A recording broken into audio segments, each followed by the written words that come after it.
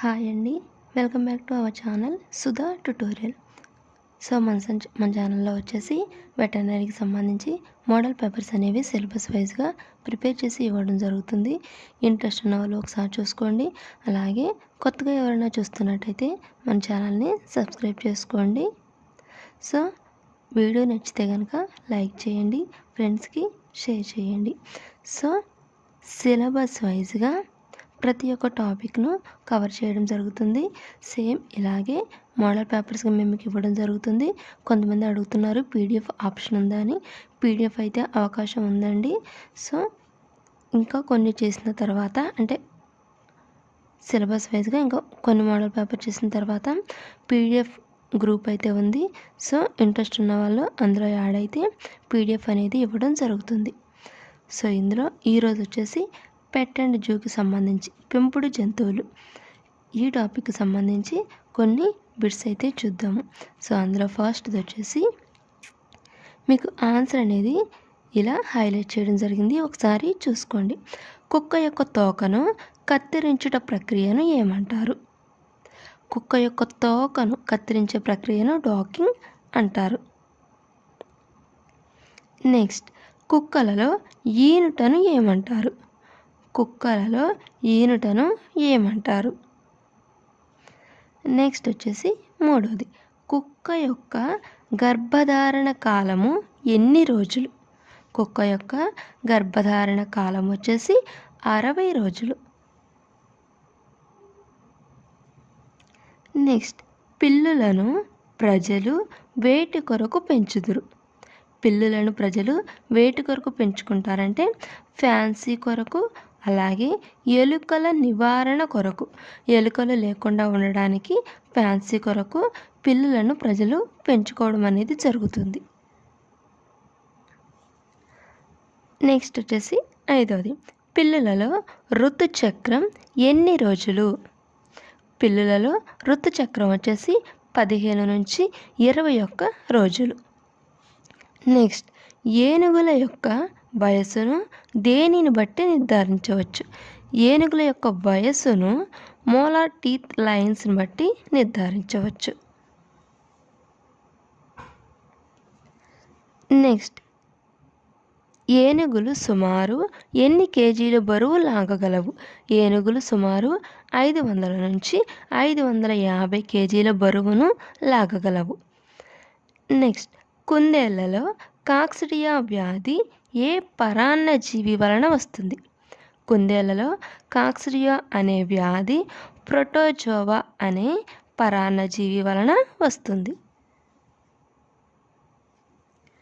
Next వచ్చేసి 9వది, Clostridium పర్ఫెంజస్ అనే bacteria కుందేళ్లలో ఎటువంటి వ్యాధిని కలుగజేస్తుంది?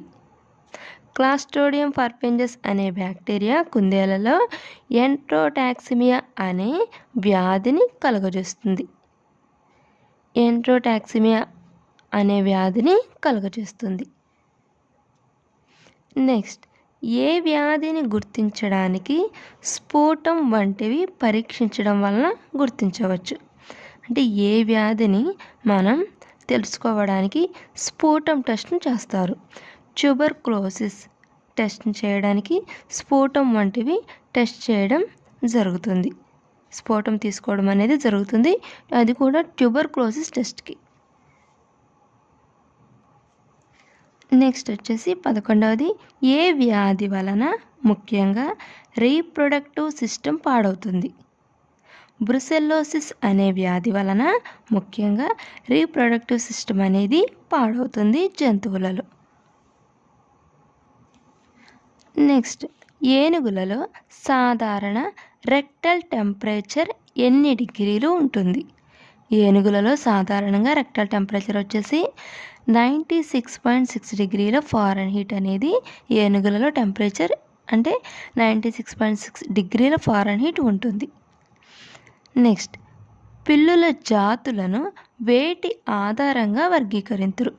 పిల్లుల జాతులను వెంట్రుకల యొక్క ఆధారంగా వర్గీకరింతురు.